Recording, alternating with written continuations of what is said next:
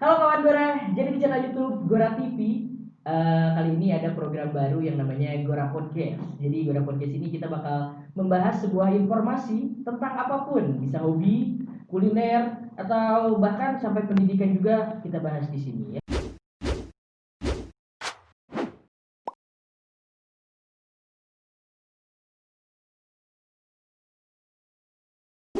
Dan kebetulan Gora TV kali ini take di studionya Kastara di Jalan Ligar Agung nomor 12. Nah, jadi buat kamu yang misalkan pengen bikin podcast, take podcast tapi kekurangan alat atau bingung bikin podcast di mana, kamu langsung bisa datengin studio Kastara di Jalan Ligar Agung nomor 12 Bandung. Dan langsung aja kita mulai episode pertama Gora Podcast bareng gue Alvan, dan kita bakal membahas quarter life crisis. Jadi dan di sini gue nggak sendiri karena ditemani oleh ahli dan ahli ya. Dari teman Kastara ya, ada Ardian Eko di sini.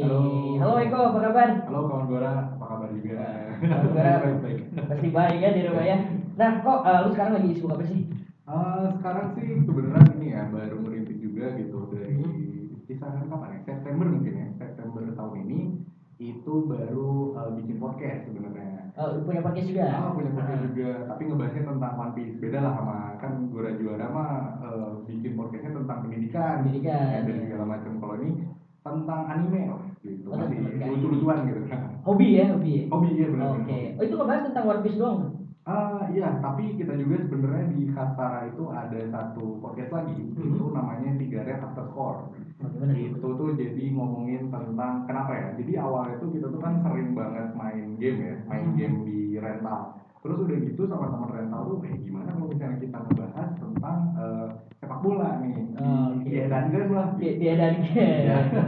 Oh, jadi kalau yang satu lagi ini tentang ngebahas tentang sepak bola ya? Iya, betul. Oh, emang karena hobi bola juga? Iya, senang banget sama bola sih. Walaupun sebenarnya tidak menyenangkan juga karena Eko nih senang sama MU. Lagi nggak terlalu bagus gitu. MU lagi nggak terlalu bagus ya? Iya. Iya, bareng lah sama gue. Kayak Arsenal juga ya sekarang lagi. Nah, ini kan tadi kita udah di-announce sedikit bahwa mau ngebahas quarter life crisis. Jadi kita mau ngasih tahu kamu dulu nih, kawan Gora. Jadi yang belum tahu quarter life crisis itu adalah periode pencarian jati diri yang biasanya terjadi di umur 25 sampai 30 tahun begitu. Nah, biasanya krisis ini tuh ditandai dengan munculnya kebingungan serta kebimbangan akan pilihan hidup. Nah, salah satunya disebabkan oleh banyaknya cabang-cabang atau pilihan-pilihan hidup itu, karena life is choice gitu kan. Iya, benar. Hidup adalah pilihannya. Wah, ini keren banget gue di sini. Nah, kok lu pernah nggak sih mengalami fase ini atau mungkin lu lagi di fase ini? Iya, benar. Kebenaran tuh jadi nyebutin umur nih. Umur saya tuh udah masuk ke 25 gitu di tahun ini. Dan ya memang benar gitu. Quarter life crisis kirain tuh itu cuman apa ya? Ya mungkin itu cuma sebagian orang doang gitu ya yang ngalamin waktu dulu masih sebelum ke umur 25 gitu. Ternyata pas udah nyampe ke umur 25 gitu, ternyata iya benar. Jadi kayak krisis kepercayaan diri, terus nggak tahu kita tuh masa depan mau kayak gimana, masih terombang ambing lah segala hal kayak gitu. Oke, dan lu sekarang lagi mengalami fase ini? Ya sedikit banyaknya ya. Sebenarnya nggak boleh kan ya kalau kita self diagnose gitu. Kita ngomong wah diri kita tuh introvert atau diri kita tuh kena penyakit mental. Karena sekarang lagi banyak ya kayak gitu ya. Iya, nah itu sebenarnya salah ya. Cuman mungkin ini kurang lebihnya tuh pas ngeliat gitu ya beberapa artikel gitu mengenai quarter life crisis ini, kok kayaknya sama gitu kan. Dan juga memang lagi masanya aja gitu. Lagi masanya ya. Oke, dan sebenarnya sama sih, gue pun sekarang lagi apa ya, mengalami quarter life crisis ini. Dari kapan bro ngerasanya? Dari kapan ya? Sebenarnya dari udah mulai masuk kuliah akhir-akhir. Kayak gue harus ngapain ya? Kemana nih gitu, kayak gue tuh enaknya kerja di kantoran atau bisnis gitu kan. Kadang suka gitu ya. Sekarang lagi ini kan, wah gue kalau bisnis apa ya? Kalau kerja kantor juga kerjanya di mana yang cocok gitu kan. Benar. Apalagi ini apa nih, banyak banget yang ngomong kalau misalnya kita tuh jangan mau jadi bawahan orang lain ya. Iya. Kita tuh harus menjadi bos. Itu. Sedangkan menjadi bos itu harus jadi bawahan dulu kan. Dan tidak mudah juga untuk jadi bos ya. Betul betul Itu banget gitu. soalnya kadang ya ada temen gue yang udah emang berbisnis gitu dan sukses ya bisnisnya. Kadang kalau curhat yang orang yang emang sudah berbisnis tuh, duh gue pengen bisnis tapi pengennya kerja dulu. Nah, Nih ya di papatahan di pepatahan. setinggi tingginya jabatan, mana tetap bawahan. Nah, Sekecil-kecilnya usaha, mana tetap bosnya. Oh nah, itu yang bikin bimbang tuh yang itu. itu yang bikin quarter life crisis ya. Yang bikin quarter life crisis itu. Nah, buat lu sendiri nih, gimana sih menyikapi fase quarter life crisis ini? Mungkin tadi sama juga ya kayak Alvan, kalau Eko sih kebanyakannya ngobrol sama teman gitu ya. Oke. Kayak kita tuh saling apa ya, berbagi pengalaman mungkin ya, mungkin ada pahitnya, ada senangnya juga gitu. Tapi sepertinya sih takutnya gitu ya, mungkin orang-orang yang belum mengalami si quarter life crisis ini, itu kebanyakan apa ya, dari luar gitu, kayak ada Distract, distract distraction. dari luar, kayak misalnya contoh kemarin yang film Joker tuh, Oke, yang bikin itu semua orang tuh saya tuh depresi gitu ya. oke, Terus iya. saya semua orang jahat itu berasal Dari orang baik yang tersakiti. nah kayak gitu. Itu kan sebetulnya jangan diambil itunya gitu. Iya.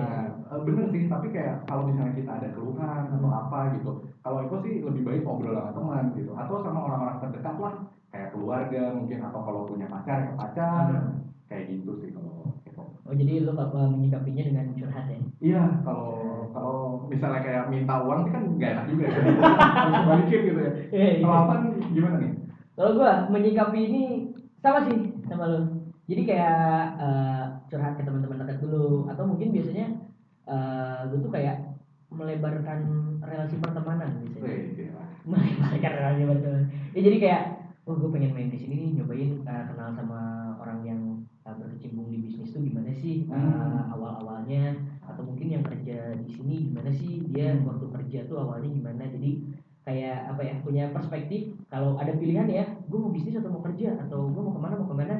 Nah gue ngumpulin kayak perspektif dari tiap orang itu kayak gimana nih, dan uh, secara nggak langsung gue menyimpulkan sendiri, oh gue arahnya mau kemana nih. Oh iya benar-benar, karena mungkin Alvan juga kan kayak quarter life crisis itu kan disebabkan nggak tahu mau ngapain. Nah itu Ketika mau kebingungan milih jalan. ketika mau melangkah mungkin nyari mentor atau apa. Betul Oh, betul. iya, benar-benar. Iya begitu kalau gue. Dan jadi ya di beberapa artikel juga pernah baca bahwa quarter life crisis ini tuh dampaknya ya 86% di kaum milenial sekarang. Dan menurut Eko nih kira-kira sebabnya apa? Oh, ternyata banyak juga ya yang di kaum milenial ya. Iya. Nggak tahu tuh ya, mungkin karena ini kali ya. Ini sih agak-agak di luar jalur ya, tapi sekarang kan lagi ada apa ya, kayak gender itu jadi hal yang biasa gitu ya. Kayak contoh sesama gender atau dan segala macam gitu. Mungkin ini maaf gitu ya, ada kata-kata seperti ini, tapi itu pun mungkin ada juga di penyakit mental gitu. Ketika orang-orang itu sudah melebur di sosial media, mungkin menurut Eko sih keadaan seperti itu tuh agak wajar ya, karena apa ya, orang tua tuh nggak bisa ngefilter kita ketika ada di sosial media. Betul. Nah, dan ketika hal itu terjadi gitu, orang-orang tuh akan membenarkan gitu, oh dia penyakit mental, coba saya penyakit mental ya, oh udah saya juga, nah, kayak gitu. Oh karena kasusnya mungkin sama, oh jadi sama-sama kita penyakit mental. Nah itu sebenarnya kan bukan hal yang benar gitu. Iya. Sebenarnya kalau emang ingin memastikan lu apa ya, bisa dibilang ada kesehatan di mental lu, lebih cocok ya emang ke yang lebih ahli, jangan mendiagnosa diri sendiri gitu. Betul. Oke. Jadi ya sebabnya emang gitu sih, benar gue juga setuju. Karena sekarang milenial itu tidak jauh dari sosial media ya. Jadi banyak banget kayak mengalami quarter life crisis ini tuh mendiagnosa diri sendiri gitu. Iya benar. Ya.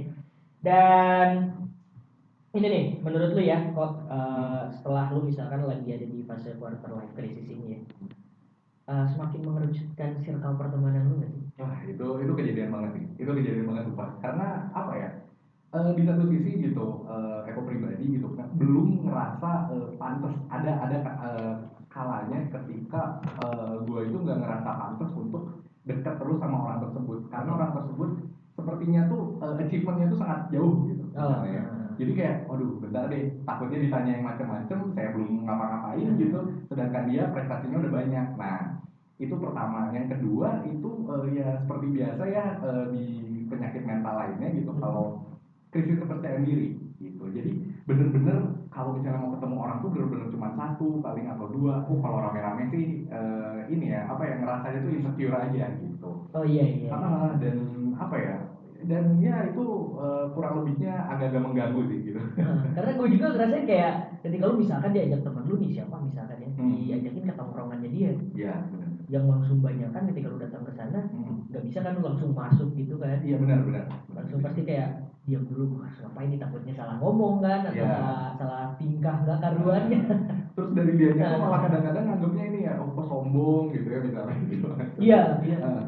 Lagi, padahal kan karena kita masih belum tahu juga kan yang mau ajak kita, yang kita ajak ngobrol tuh siapa dan kayak gimana orangnya, betul. Dan emang gue juga ngerasain kayak pertemanan, emang circle pertemanan mengerucut, tetapi kalau relasi diperluas gitu. Jadi benar. Jadi kalau kenalan ya banyak, cuman ya bukan temen lah, partner aja. Itu kadang-kadang tuh ini, kadang-kadang suka ada istilah yang kenapa sih kalau datang tuh ada butuhnya. Padahal mungkin fase-fase umur segini itu bukan masalah butuhnya, tapi kalau emang nggak terlalu penting ngapain ketemu kayak gitu. Jadi kan kalau temen biasanya lebih intens ya, kita main lah atau kemana nongkrong kita gini. Sedangkan kalau yaudah yang sekedar kenal cuman gue lagi ini ada proyekan ini gimana mau kayak gitu ya. Oke dan selanjutnya nih, wah ini pertanyaannya cukup banyak ya. Bener nggak indikasi dari fase quarter of life ini adalah yang pertama kita itu sering merasa cemas terhadap masa depan kita sendiri? Wah itu kerasa banget. Itu poin pertama dan memang sangat utama lah gitu. Karena di quarter life crisis ini ya kita tuh udah banyak tuntutan gitu ya. Dari temen, dari keluarga gitu. Apalagi kayak pengen cucu dong misalnya. Nah itu apalagi kalau ya udah punya pasangan, dia udah punya pacar atau yang mau menuju ke sana ya. Iya bener banget gitu. Maksudnya daripada zina mending udah aja langsung padahal duit dari mana. Walaupun memang sekarang lagi pandemi lebih murah ya, tapi kan nikah itu kan ibadah yang paling lama gitu. Jadi kita nggak bisa semena-mena. Itu tuh hal pertama. Tapi yang kedua ketiga ya karir lah, dari apakah kita karir atau pendidikan dulu, apakah kita coba-coba dulu atau langsung terjun. Nah itu tuh yang bingung banget, makanya masa depan tuh kayak gimana. Iya, apalagi kalau misalkan lu udah punya pacar gitu ya, terus sama orang tua pacarnya, jadi mau kapan itu si itu teh ke rumah mau kapan. Nah, udah ditanya gitu kan bingung kan, nanti udah ke depannya udah sah aja ya. Bingung juga nih. Udah bingung lagi kontrak gitu kan susah gitu kan. Nah itu dia, kadang ya kan emang banyak yang bilang juga kayak rezeki itu nggak akan ketukar, rezekinya akan kemana, tapi ya tetap saja kalau tidak dicari kan tetap bingung juga. Iya. Nah yang poin kedua di indikasi dari fase quarter of life ini, kita tidak bahagia dengan pekerjaan kita. Nah lu merasakan nggak? Kalau gue sih sebenarnya ini masih setengah ya. Gue ngerasanya masih enjoy karena mungkin ini bukan pekerjaan yang apa ya, belum pressure-nya belum gede lah gitu. Jadi kalau untuk yang hal ini mungkin Alvan mungkin yang bisa ngasih kalau orang kalau gue sih nggak ngerasa ini adalah yang tepat gitu. Jadi kalau bahagia dengan pekerjaan, kalau gue sih intinya bersyukur aja sih. Mau nggak bahagia, mau bahagia juga jalanin aja dulu gitu. Karena gue juga kayak belum tahu kedepannya sampai mana nih. Gue misalkan kayak misalkan sekarang gue kerja di radio gitu, siaran nggak tahu berapa lama dan nggak tahu di ujungnya sampai mana nih, apakah di radio teruskah ataukah sampai kemananya masih belum tahu. Dan kalau disebut tidak bahagia, sebenarnya gue menyikapinya dengan bahagia aja sih, ikhlas lah. Mantap. Keren ya ini. Keren ya, mana kamera? Lalu poin yang ketiga, indikasi dari fase quarter of life, minder dengan aktivitas kita di media sosial. Kadang-kadang iya. Jadi suka apa ya nge-review lagi gitu, kayak kita tuh udah nentuin apa terus aduh ini kayaknya kurang cocok nih. Misalnya yang contoh kita tuh sehari tuh ada yang mau diomongin, misalnya contoh kemarin tuh lagi rame-rame reshuffle misalnya, reshuffle kabinet, terus kayak aduh ini takut ada yang tersinggung, tapi ngelucuin aja deh, tapi jangan. Jadinya overthinking gitu. Takutnya kalau lagi ngejokes orang yang salah nangkap jadi kasus rame lah gitu ya. Dan apalagi kalau misalkan sekarang angkat isu-isu sekarang sosial media makin sini makin sensitif ya. Iya benar. Itu kayak sekarang kita tweet atau bikin story apapun, apalagi yang berbau-bau misalkan unsur sara atau politik yang gitu-gitu sekarang orang-orang sensitif banget. Iya. Dan ini juga nih mau nambahin, kadang-kadang ada beberapa pihak itu yang selalu didukung oleh masyarakat, tapi ada pihak-pihak yang selalu apa ya, kayak dibully lah sama masyarakat gitu. Jadi kadang-kadang suka timpang lah gitu di dunia sosmed itu. Iya begitu, setuju. Apalagi kemarin juga kayak sempat ramai kan yang kasus dark jokes itu. Oh iya Yang benar. kasus dark jokes ada salah satu influencer lah ya, Iya, betul. yang membuat dark jokes video anak kecil di Afrika itu kan, Oh iya benar. yang kelaparan, kehausan, dianya sambil pegang minuman. Iya benar. Nah tapi sebenarnya ya di gue pernah lihat di foto sebelumnya pun udah ada jokes itu tuh. Oh gitu. Udah ada. Tapi karena orang bule, ya Oh. mungkin di sana mungkin ya lebih open mind mungkin. Oh Iya, tidak, iya. oh iya ini cuma jokes doang karena masuknya ke Indonesia ya mungkin masyarakat di sini belum bisa menerima itu mungkin. Nah ya itu subjektif. Makanya jadi kalau kita sebagai orang Indonesia lebih hati-hati aja gitu ya dalam bermain sosmed, apalagi ketika kita mau melontarin jokes gitu ya. Nah iya. Dan selanjutnya poin keempat dari indikasi fase quarter of life ini merasa tidak bahagia walaupun prestasi kita banyak. Kalau misalnya yang terakhir itu kan sebenarnya prestasi itu bisa dilihat sama orang lain ya. Mungkin nggak tahu nih ya, suka nggak bisa ngebedain gitu kan. Jadi antara memang benar-benar dia muji atau dia tuh pengen nenangin kita gitu. Jadi kayak kamu tuh hebat gini. Bentar, kamu tuh nenangin atau kamu tuh sebenarnya emang muji gitu, emang benar objektif. Nah itu mungkin iya, karena kita sendiri kan nggak bisa nilai gitu prestasi kita tuh seperti apa. Iya, kadang kan prestasi itu nggak perlu pakai piagam atau apa ya. Dan gue juga sampai sekarang masih bingung prestasi gue apa aja. Prestasi gue apa aja? Ya paling lulus UN itu prestasi, ya lulus UN prestasi. Nyenengin orang. Nyenengin orang ya. Itu juga. Itu prestasi. Dan selanjutnya, jadi sempat ada di websitenya Halo Dokter, katanya menjelaskan tentang quarter life crisis ini adalah sebuah penyakit. Oke. Menurut lo, dari pandangan lo, apakah quarter life crisis ini tuh sebuah penyakit? Nah, sebenarnya bingung juga sih kalau nyebut ini tuh sebagai penyakit ya. Bisa jadi ini tuh sebagai fase. Contoh lah kayak kita tuh misalnya kita tuh nggak bisa berenang gitu. Apakah nggak bisa berenang itu penyakit? Kayaknya enggak deh. Kita harus harus settle gitu ke air agar kita tuh bisa ngambang, bisa ke seberang gitu.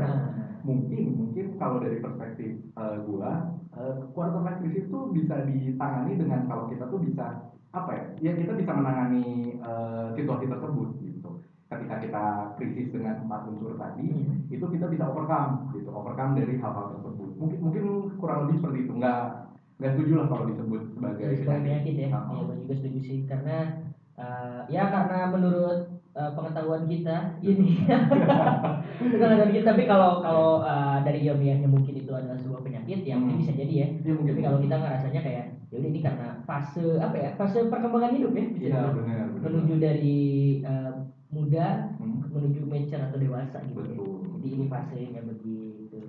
Dan ini kita mau bahas perspektif masing-masing ya.